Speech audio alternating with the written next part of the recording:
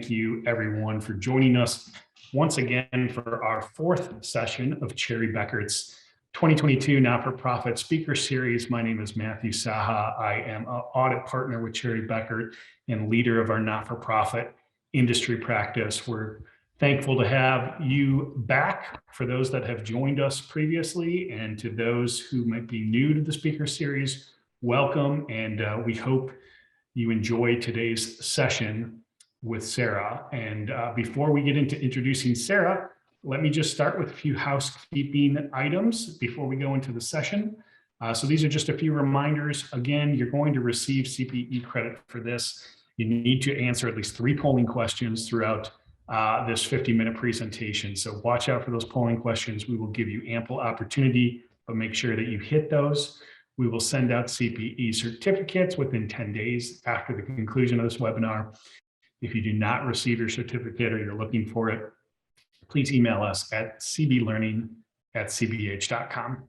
And again, a recorded version of this webinar will be posted to our website. That usually takes a few days, about a week from the webinar to get that out there. So look for that. If you want to revisit the content or any of the slides, please go there. If you have any questions, please use the Q&A tab on the Zoom function. That's where you can answer questions. We will try to answer those the best we can live during the session. So please put all your Q&A there. And then just as a reminder, a short survey will be pop up on your screen at the conclusion of the webinar.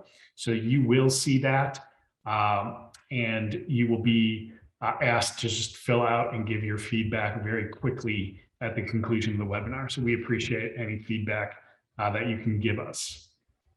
With that, I will now turn to introduce our speaker for the day. So we are very, very pleased to have back, by popular demand, I might say, Sarah Turner, who is a principal with the Faroe Group. So Sarah rejoins our not-for-profit conference this year.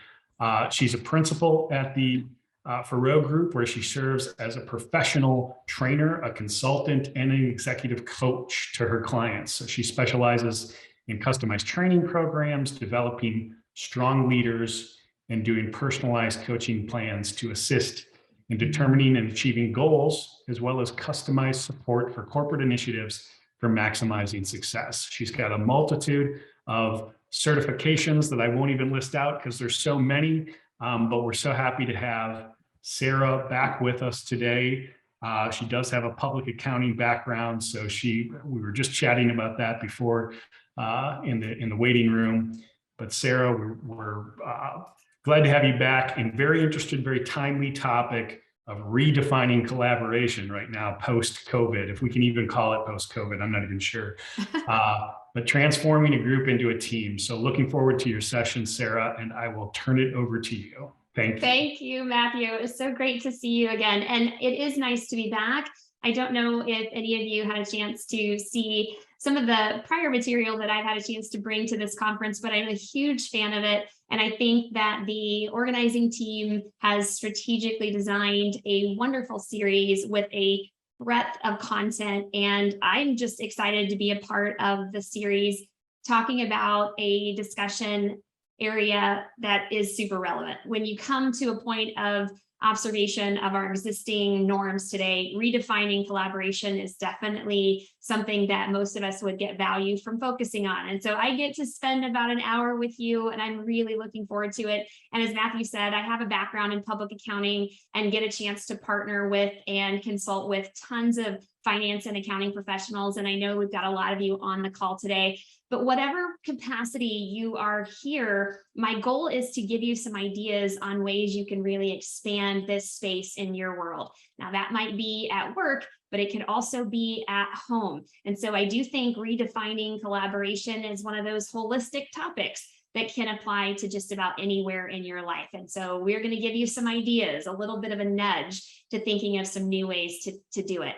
With that in mind, we already mentioned this, but we are going to start with just one quick point of reference, and that's how did you get here? And so we are curious how you landed in arriving to both register and attend today's conference. And so you can see some of the options on their screen, lots of different places that we may have had a chance to connect with you. And We are curious about how that ended up being one of the decisions that got you here. So we're excited to have you, but wondering where you have come from as it relates to your interest in today's topic.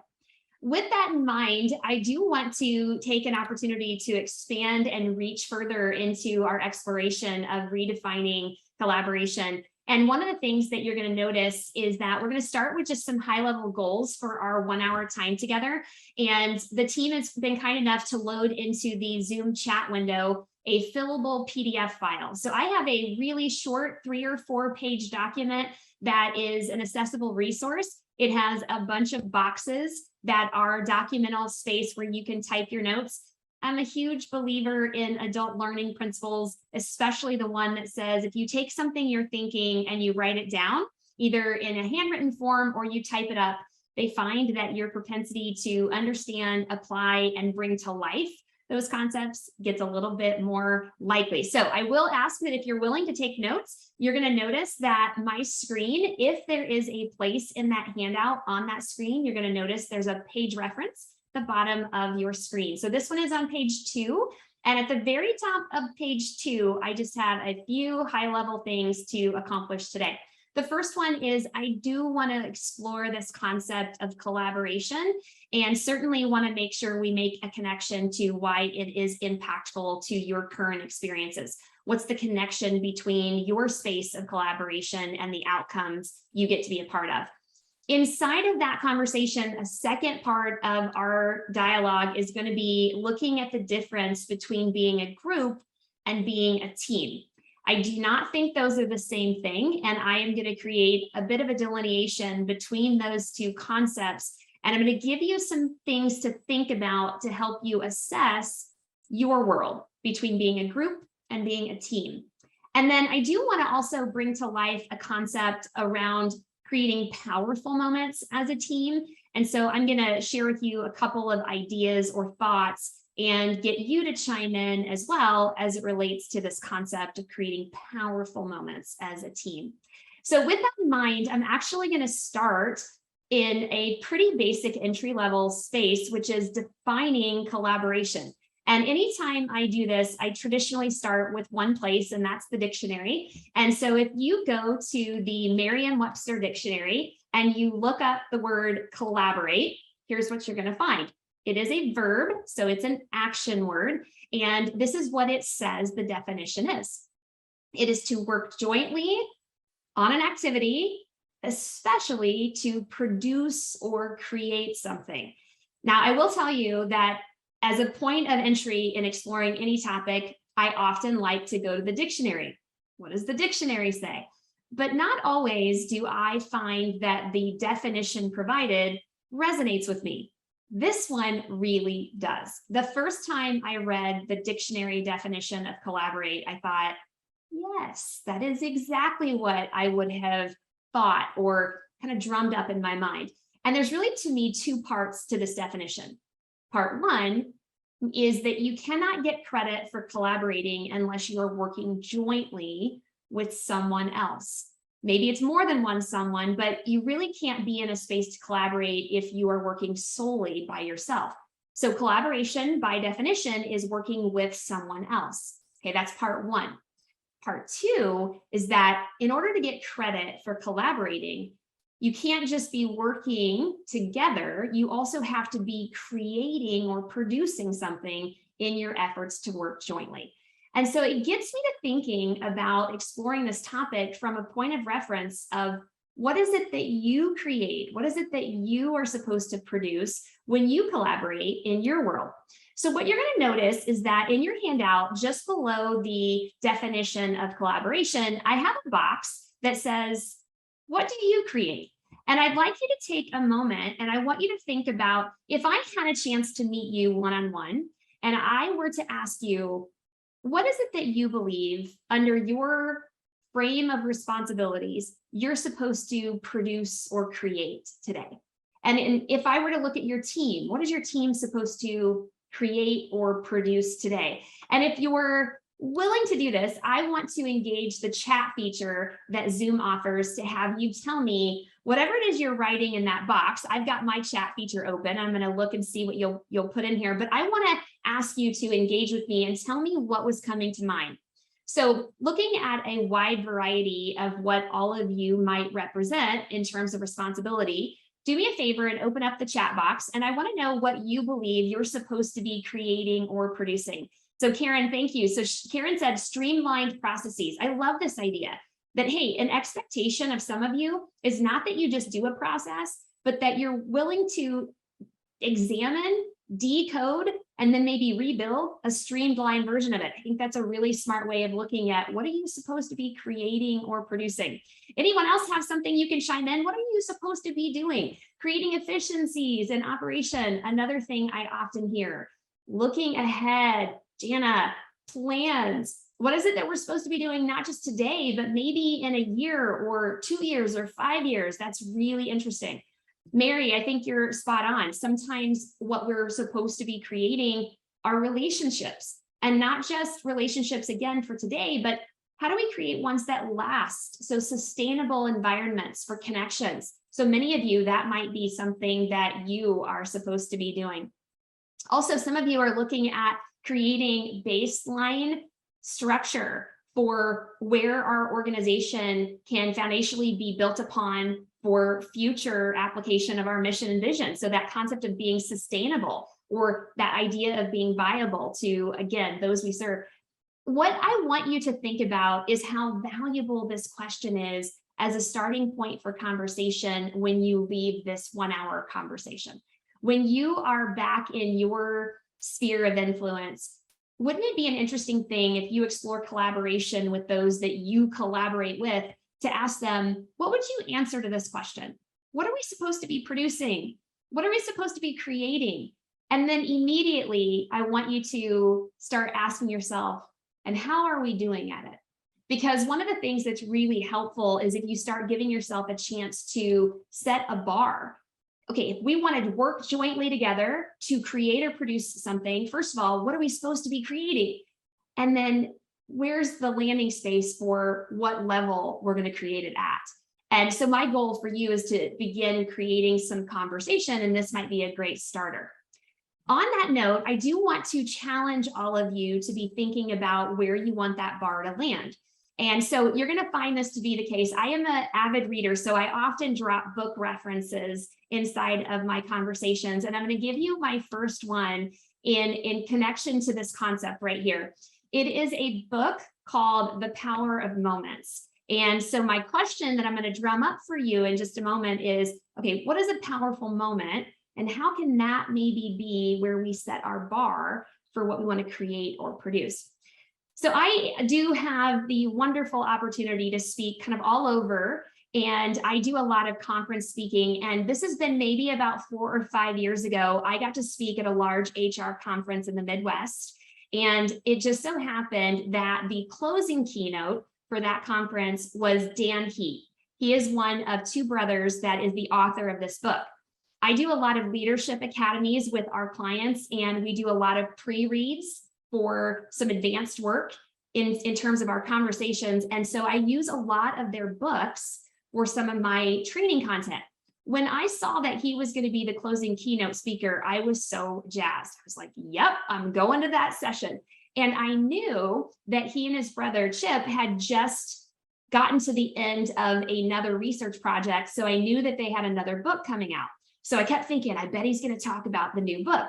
And sure enough, he did. And he talked about this book that was just about to be released called The Power of Moments. Now, inside the book, they had a ton of research that was done about how certain companies do a really good job creating really powerful moments. Moments that when we're in the midst of them, we think, wow, like that was really good. But what he also said, and this is an interesting point, again, to bring to life with this group, is that the occasionally remarkable moment, the ones that are really good, he said, shouldn't be left to chance.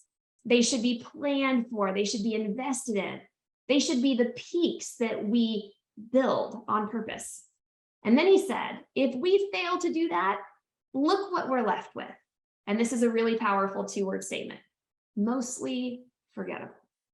Now, as I'm listening to him speak, he then went into a follow-up and he said, you know, many of us are on the receiving end of somebody's energy every day in our personal and our professional lives. And he said a huge amount of those moments end up just being, yeah. And I remember being in the audience thinking, oh my gosh, that is a 3-letter word. And every person in this room, thousands of people, know exactly what he meant. And I guarantee all of you are hearing me say this word, meh, and you know exactly what I mean. What we know that means is, average, maybe below average, not powerful, not outstanding, just So the entire book is written about organizations who have decided to not just be meh and to find a way to be powerful instead. Now, I'm going to tell you really quickly, I could talk about this book for hours, but really quickly, I'm going to tell you my favorite example in the book. And it paints the picture nicely between the difference of average and powerful. And the story comes from John Deere. Now, most of us know who John Deere is. They're a really large global company. But what happened in their research project is they discovered one location within John Deere's regime happened to have a few people that were commenting on how their onboarding process was just average, not outstanding. And so they were commenting on how it needed an overhaul. So those they were talking to in giving feedback about this said, you know what, make it better. We're going to challenge you, make it better. Give it some time. Tell us what you think we should do.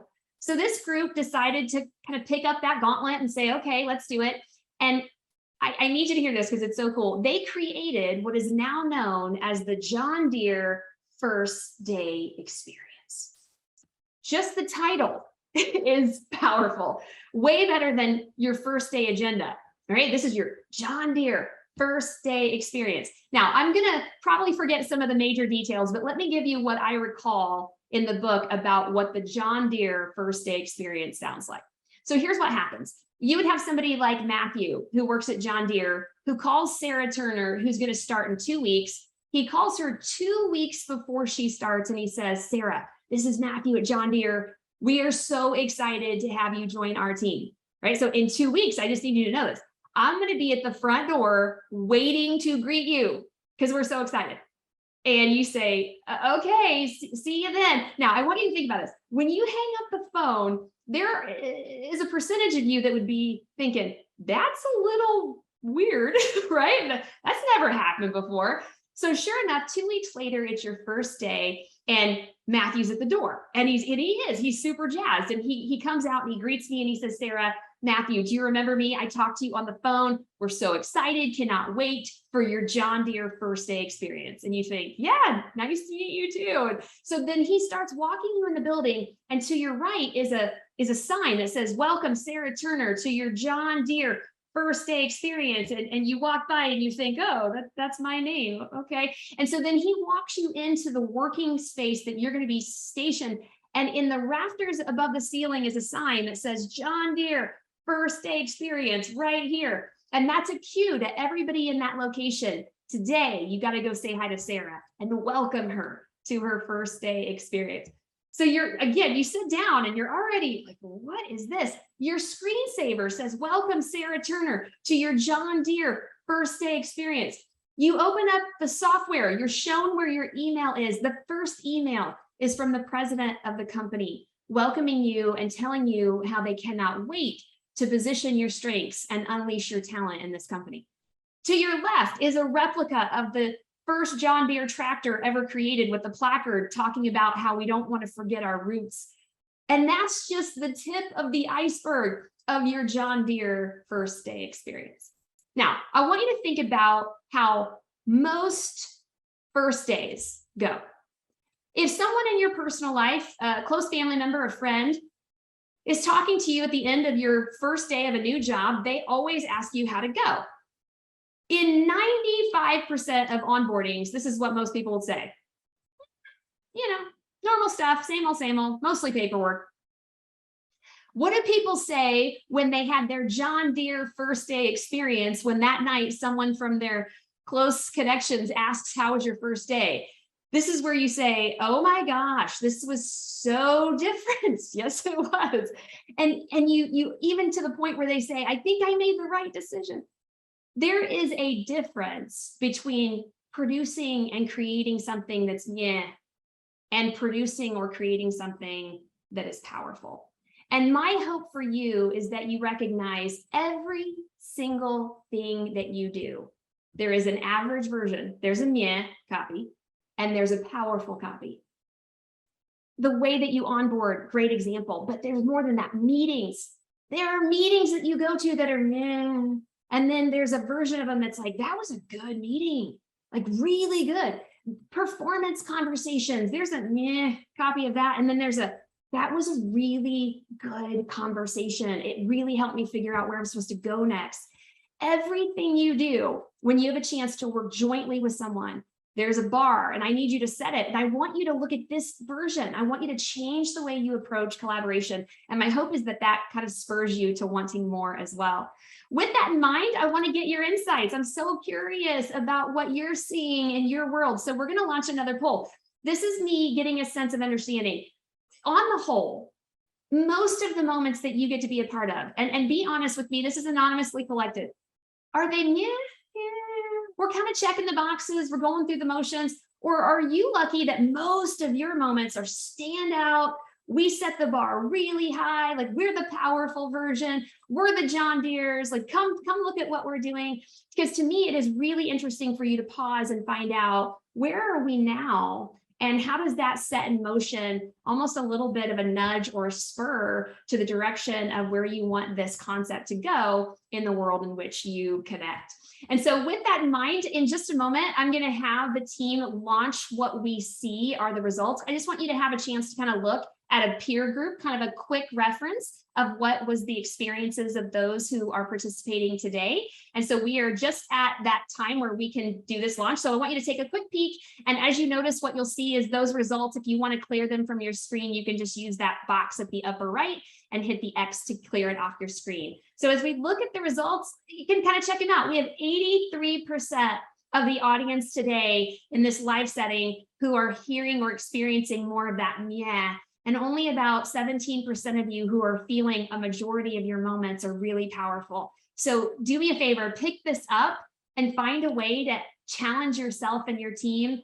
Ooh, how do we get up here? Now, with that in mind, I'm going to encourage you to do something for me. This next activity that I'm going to show you is not in your handouts. It's more of a takeaway suggestion that I would love for all of you to maybe consider doing. So this is called a reflection exercise. I am a big believer that on a regular basis, you should create conversation to get people to share thought or insights about what we do. So if you were to take these two questions, first question, what is the risk of us landing in the average meh space?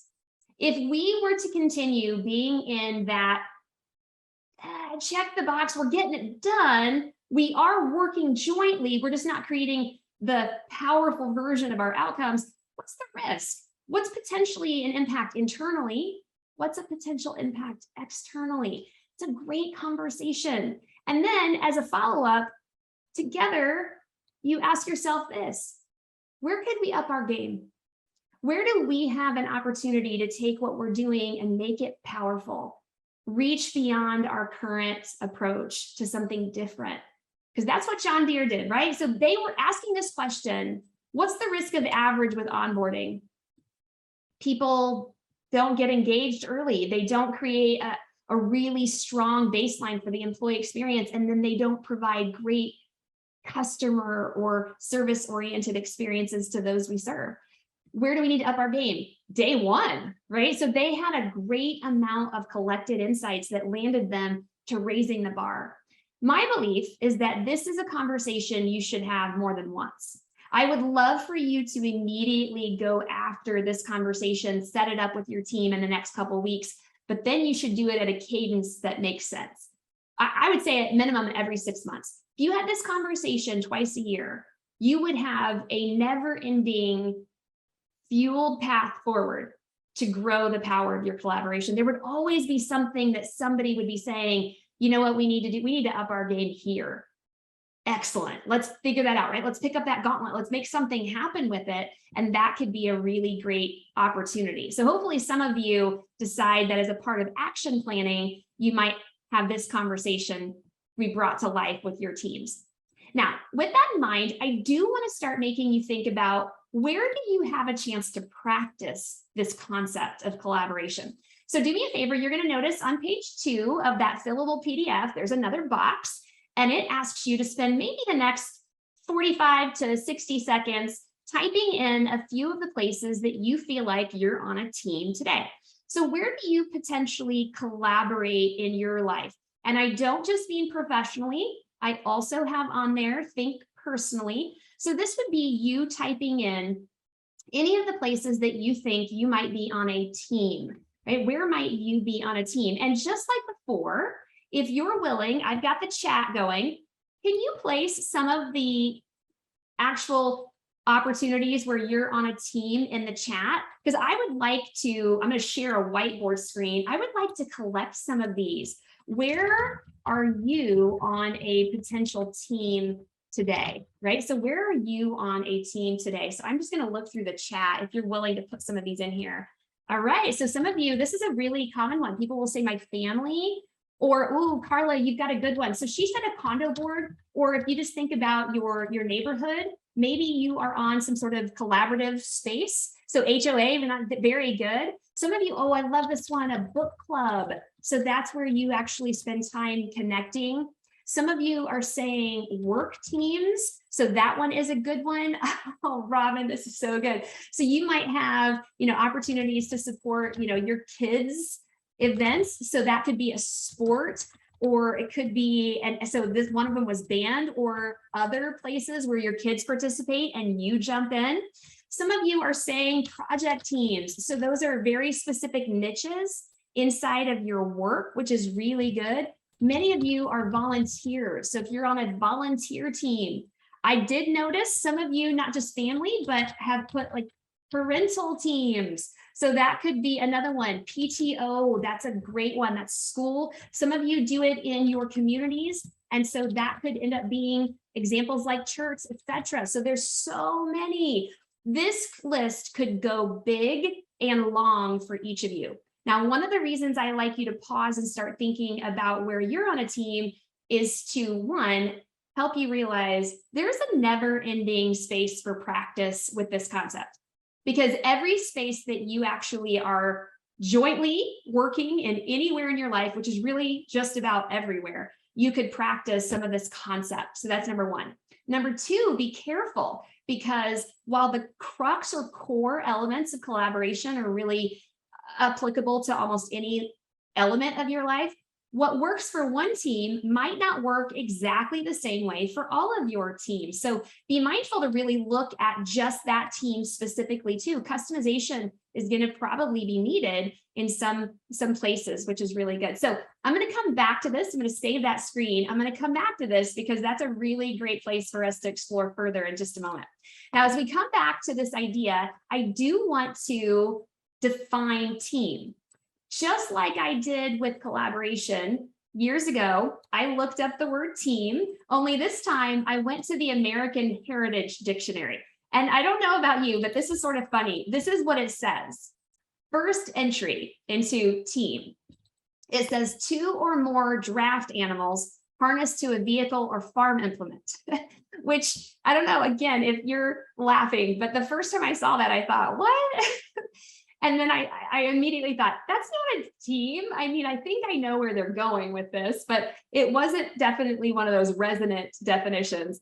Good news, there is a second line in the dictionary. It says this, says any group organized to work together. I thought, okay, that's getting a little closer. But part of me still had this distance between buying in. Is any group organized to work together a team? I don't know. I was really challenging my own landing spot with what do I think about that?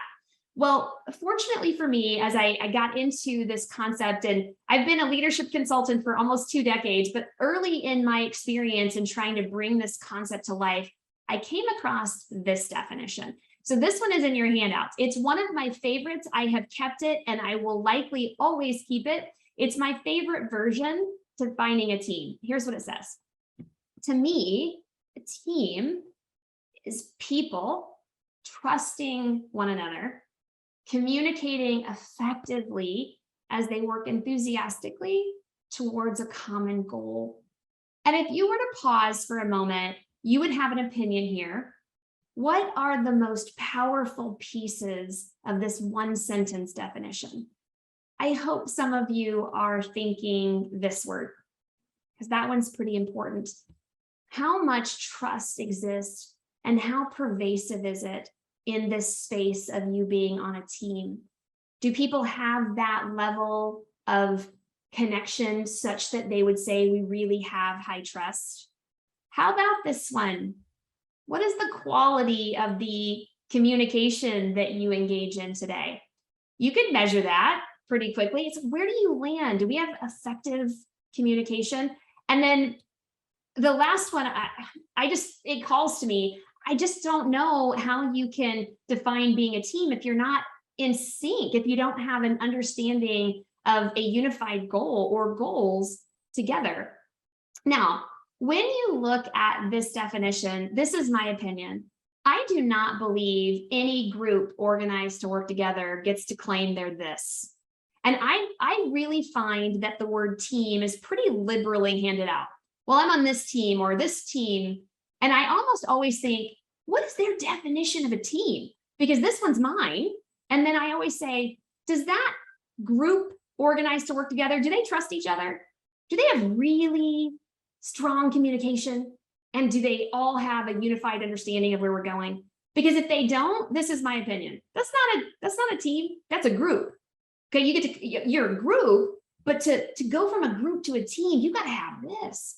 So I am curious what this is making you think about. So I want to launch another quick poll. And out of those three really strong elements that I see that are relevant to being in a team, I'm curious, which one of all three would you say needs the most attention? Now, you might have all three of them in certain places needing attention. That's fine. But what I'm asking you to do is pick the one you feel like is probably needed the most right now.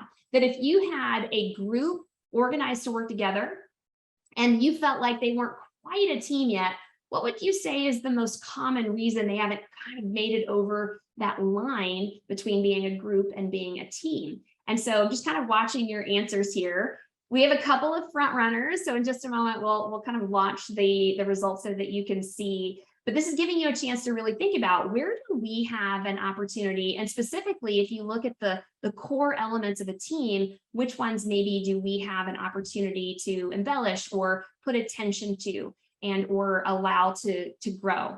And so let's take a peek at this. If you look, technically, we had the effective communication come out to be the highest opportunity for growth. Almost right there behind it was trust at 36%.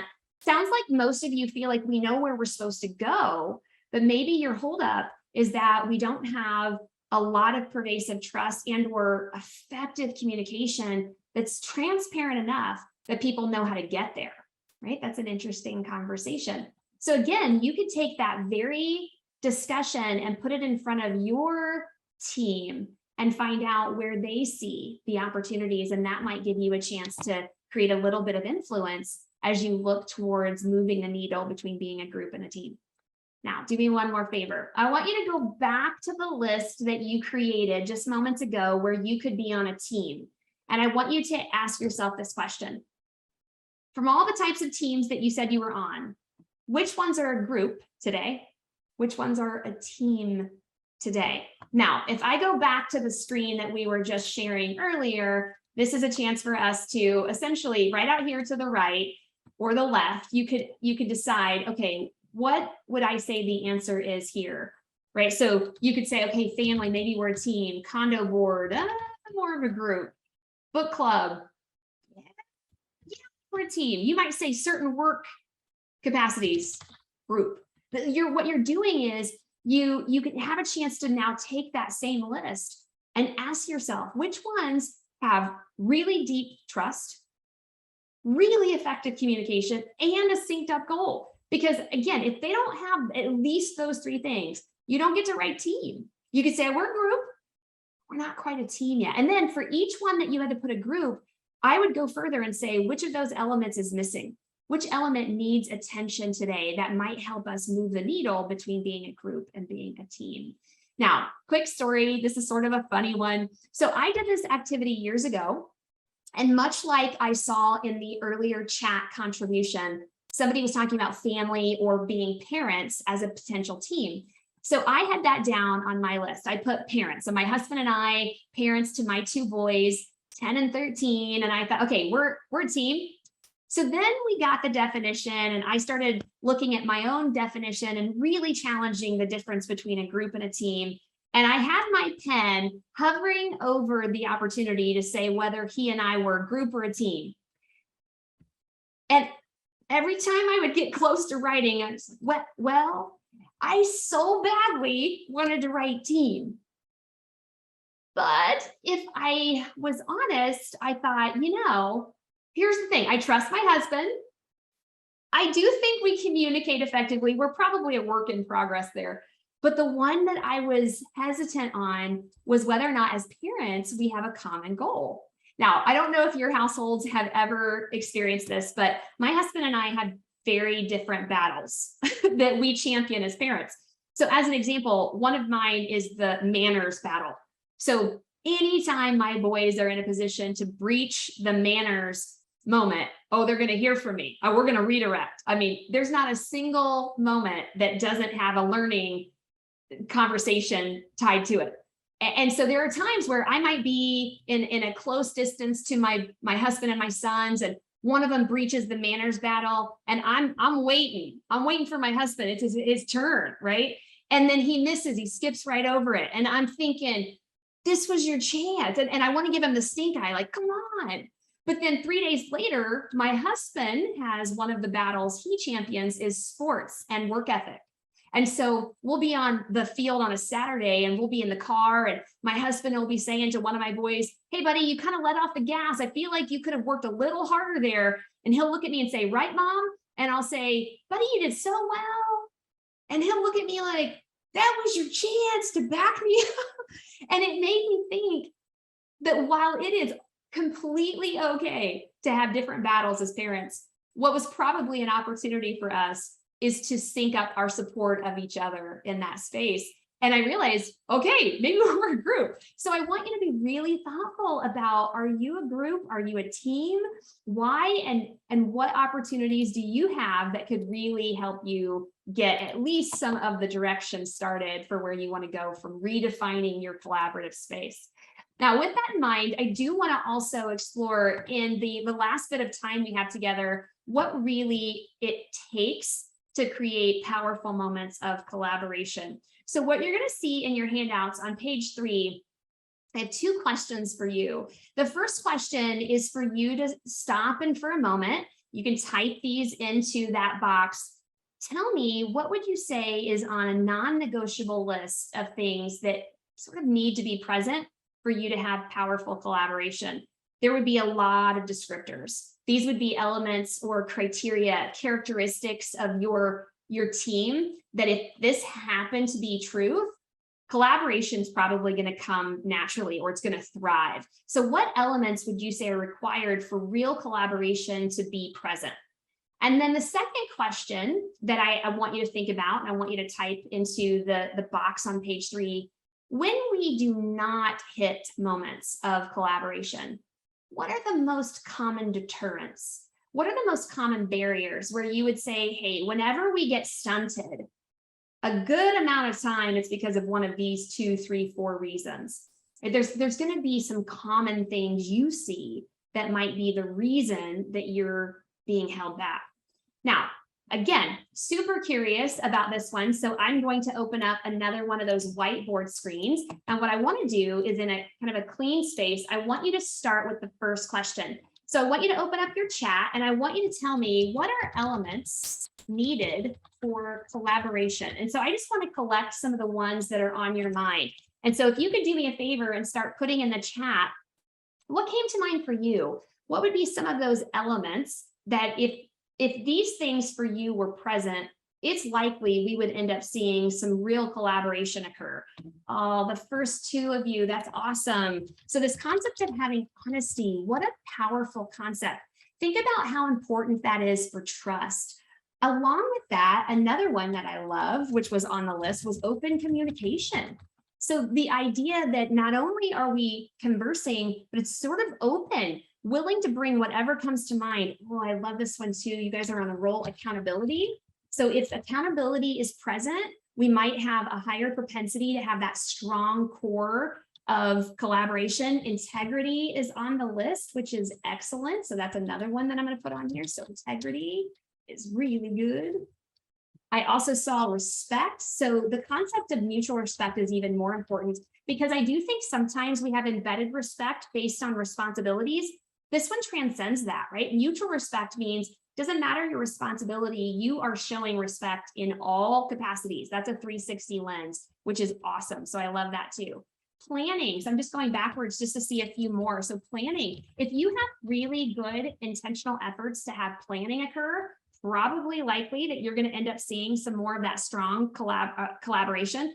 Oh, I love this one. The idea of being willing to hear others and you don't have that concept of judgment in the moment. So meaning you're willing to have an open mind, not to say whether they're right, you're right, they're wrong, you're wrong, just willing to have a conversation. I think that that also means you have to have a lot of really good listening. So that concept of hearing and listening, really well done. So I'm loving the words that you came up with. Now, on the other side though, using your chat, do me a favor. What are the common barriers? So I'm really curious if you have any prior history where we didn't hit strong strides of collaboration, do me a favor and I want you to tell me what comes to mind. What are some of the most common hindrances? Again, roadblocks, barriers. What would you say comes to mind as what is lacking that ends up making us have a harder time to collaborate? So this is where, again, if you are willing, so one of the first ones, not listening. So if we have a space where we choose not to listen, that's going to really get in our way. Oh, where we lack follow through, excellent one.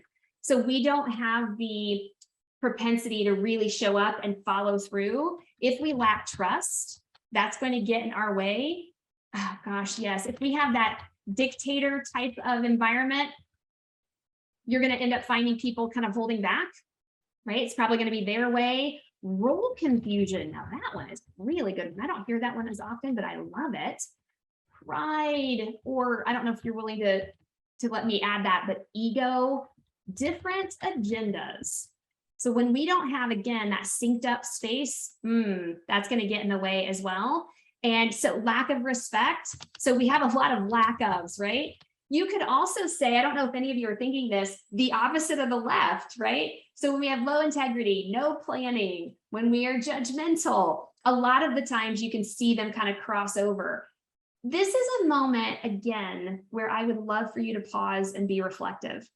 If these are ones you agree with, and I were to type this up on a piece of paper, and out to the right, I have two columns, one that says yes and one that says no.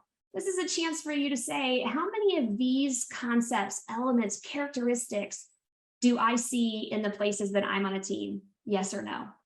And you wouldn't get to say yes unless it happens as a norm regularly. You can't say, well, we did listen at that one meeting 3 weeks ago, I think. Okay, if it happened one time, that's not credit for a yes. It has to be that's our norm, right? Most of the time, because if you see the inventory and you know that some of them you can't check yes, that should be one of the first things you say, I'd like to bring that to life where I could influence moving the needle. And if you see those barriers, which ones do you see? And then how do you bring that to a point of reference with those that you get to connect with? Because that's where you're going to say, I have a chance to do something with that. With that in mind, so if I go back to our conversation, one of the things that I really want you to start thinking about is how does the hybrid environment affect collaboration? So I didn't want to not include a point of reference in our conversation around how has some of the changes in our current environment compared to prior history especially being hybrid, how has it affected collaboration? So I do have a question, a box on page 4 that asks you this very question. And it says, what would you say has been the impact of the hybrid work environment, if you have one, to the impact of collaboration? So as you're typing your notes about your existing norms, your current environment, I would also like for you to do me a favor, and Christy is already helping me here, so she's already put into the chat. One of the things maybe it allows you to do is you've had this chance to look at a diverse way of connecting. So maybe it has made it easier to meet. Creating a virtual platform as a norm has become so common that we can, in just the blink of an eye, potentially create a quick connection. One of the things that Sheila's saying is that that might create, again, stronger, more communication between teams. Maybe we meet more often.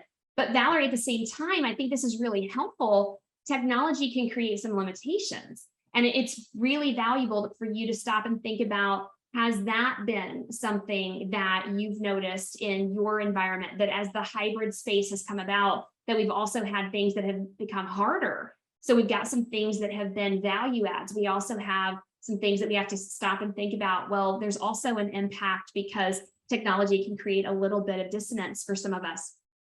One of the things that I do think it's important for us to briefly hit upon is, what is the impact in your world, and how does that become something that you decide to, again, champion or lean into?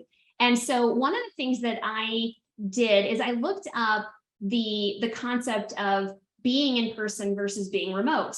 And I wanted to kind of land with some body of research that's been put out there recently about values on either side. And so let's look at the value of in-person collaboration, because this is an interesting thing to consider.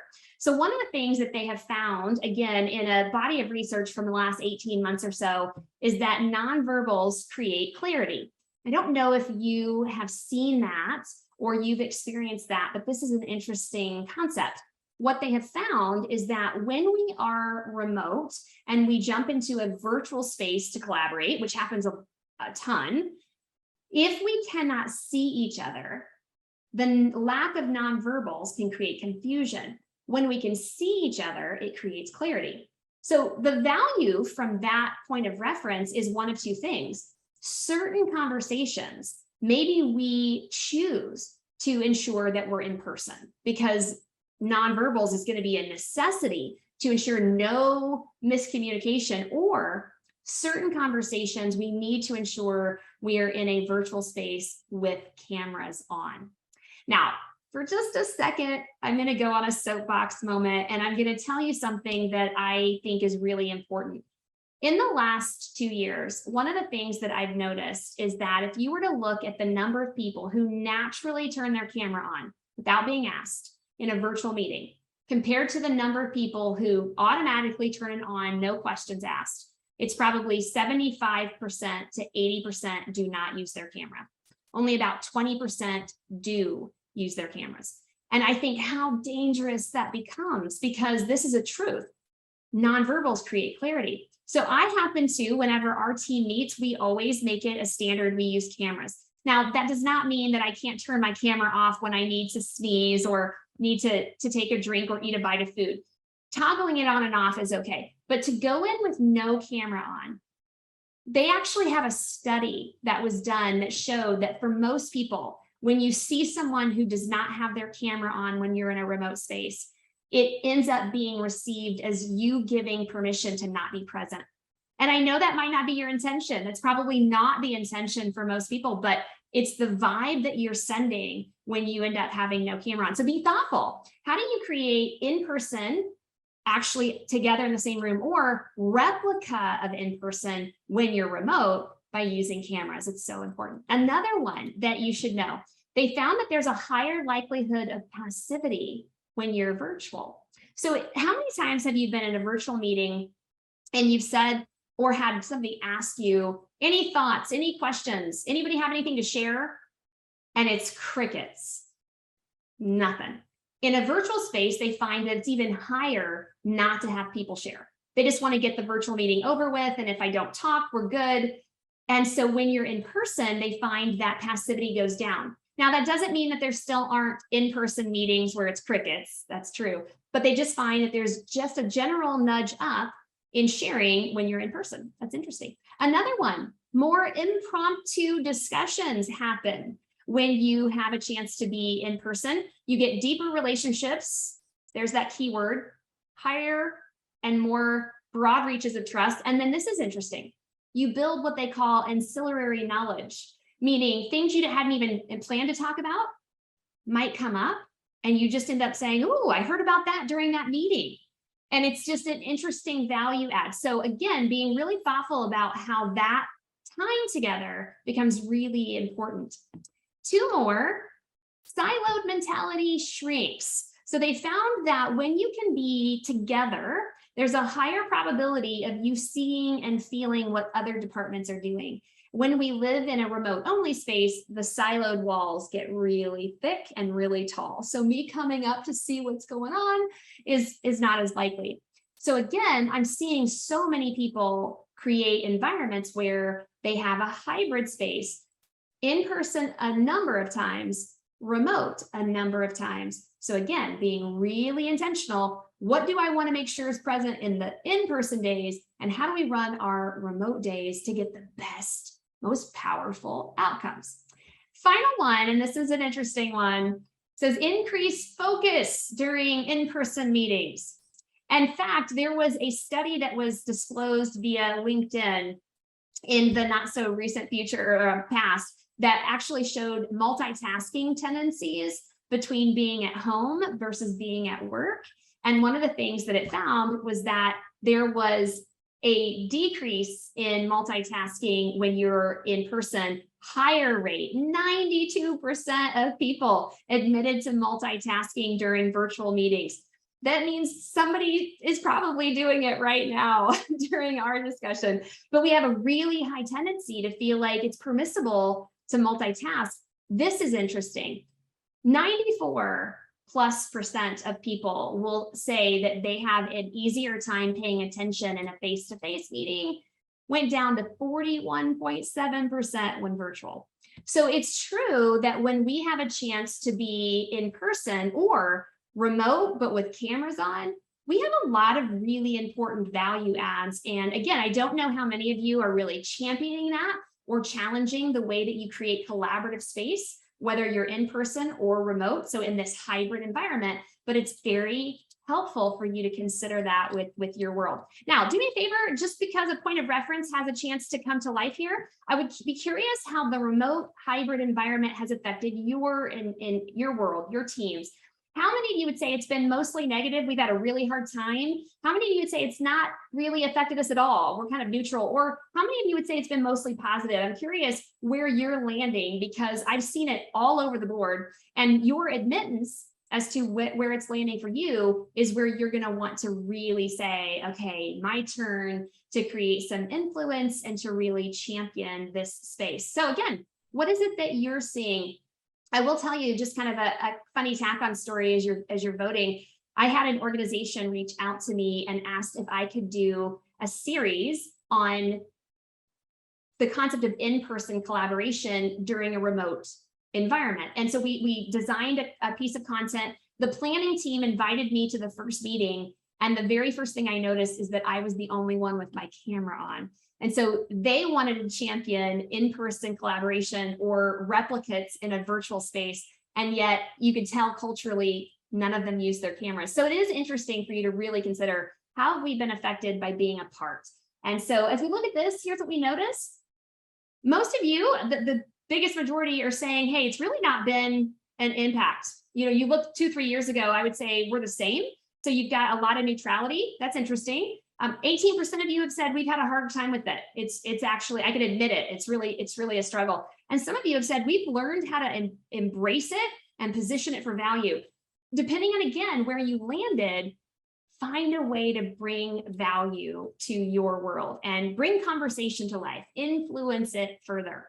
Now, with that in mind, I will tell you, as I kind of end our conversation, I do think that it's really important that no matter when you choose to pause your world like you've done today, to advocate for growth for yourself or growth for your team, that it's important that you say, what will I take away, right? What will I take from this conversation?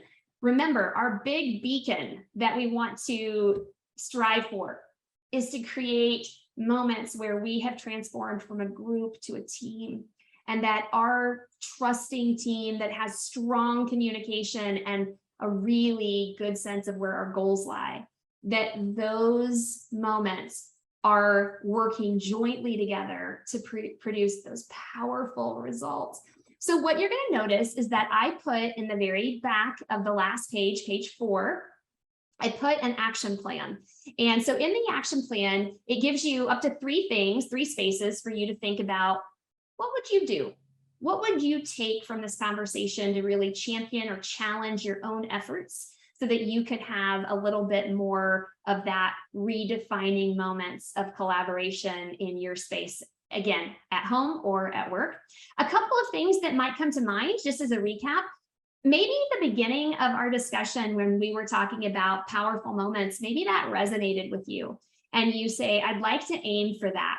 Well, then you have to choose a strategy. And so you might say, hey, starting immediately, I really want to challenge myself and also my team to look for ways we could elevate. What's the powerful version? I call that your 2.0, right? If 1.0 is the first software, what's the 2.0, like the upgraded copy? And for some of you, you might say, I'm going to have a meeting with my team and I'm going to ask those 2 questions that were on the screen earlier. What's the risk of being average, internally or externally? And where do we need to up our game? That is a strategy for action. You could put a time and a place, and then that could really come out of this meeting and become 3-dimensional in your life. Also, another one, you might pick one specific characteristic of true collaboration. You might say, you know what, that open communication, I don't think we have it. My team is not consistently communicating effectively, and I know I want to make some strides towards increasing our quality. So maybe your strategy for action is to say something as specific as, in our next meetings, I'm going to make sure that I call upon people. I don't want to do the crickets thing. So instead of saying any thoughts, I might say, Matthew, tell me what you're thinking on this topic right now. I'm curious what's going on in your mind. So your thoughts. Maybe I'll call upon people. That would make them realize everybody has a voice and we want to hear from everybody. I think that would be an interesting intentional action. And then maybe, as we just discussed briefly, maybe you want to think about leveraging your in-person time very intentionally, very strategically. And maybe you say, in our next meeting, I would just like to discuss with my team when we are all in person, because maybe we're in person twice a week or maybe once a week. I want to make sure that we create the most powerful outcomes together. And I want to brainstorm with my team how we get a little closer to that. So as you land with my nudge towards action, I will ask if any of you are willing. I'd love to know what resonated most with you today. So I just happen to be the kind of person that's super curious about what parts of this content sort of landed with you. If you want to put into the chat something that you might be putting on your action plan, I would love just to watch those kind of fly through here, creating a little bit of an understanding of maybe where you kind of got the message most or want to really breathe life into it in your world.